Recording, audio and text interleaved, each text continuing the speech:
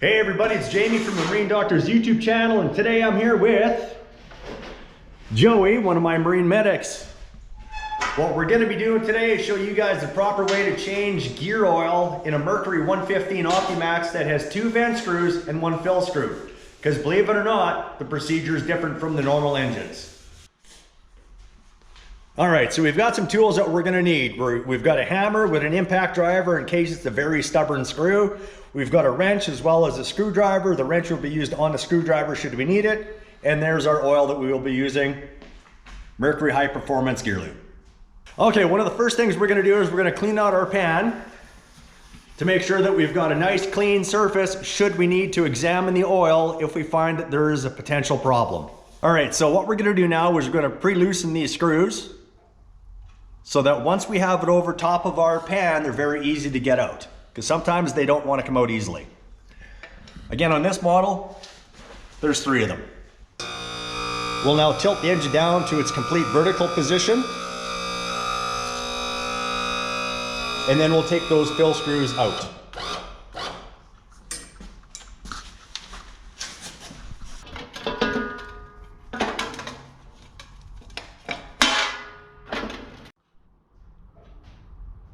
Okay, we're good.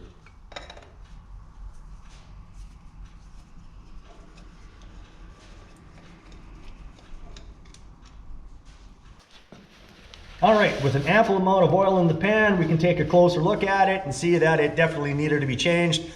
It's black and we're not really seeing any signs of metal or particles that we would be looking for. We do see a little bit of light in the oil, which could possibly mean that there's some water getting in. But that's not what this video is about today. Today is about draining and refilling. All right, looks like we've slowed down to a drip. We'll give it a couple more minutes. And what we're gonna do is tilt the drive back up and then hook up our gear lube pump, tilt it back down, and then we'll get the rest of it underway. And this is where the change comes in with regards to a normal gear case. All right, we've tilted it up now and we're gonna go ahead and attach our gear lube pump. So if we hold on to the hose, we can easily spin the yellow adapter. Once we've got it snugly in place, we're going to tilt the drive back down to the vertical position.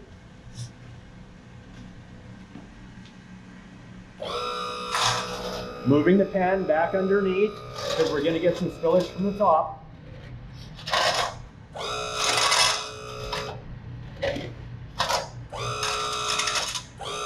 Good. All right, so this is where the change comes in. Gear lube bottle's hooked up, we're pumping. Oil comes out the oil level while the vent screw is open. Okay, then we're going to go ahead and we're going to cap that oil level.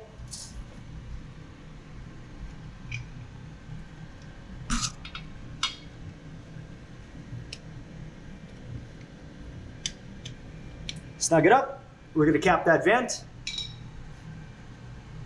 Now you saw a little bit of oil came out that vent. That's what we want to see. That's one of the major differences, people.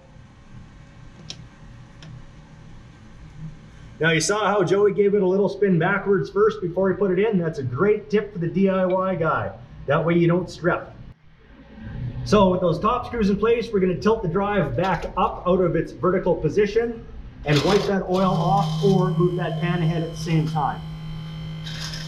Okay, once we're at a comfortable height, we can go ahead, take our gear lube pump out and put that bottom screw back in with its washer. Now to blow up the internet, I'm going to give you guys some information here. You don't have to change those seals. You only have to change them if they're damaged. It is a good idea and good practice to change them though, but in a pinch, you do not have to change the seals. All right, everyone, that's a wrap on this. This is how we change the gear oil here and how you should be doing it at home. If you guys want to see more of these videos, please let us know in the comments below. Please like, subscribe, and we'll see you guys later.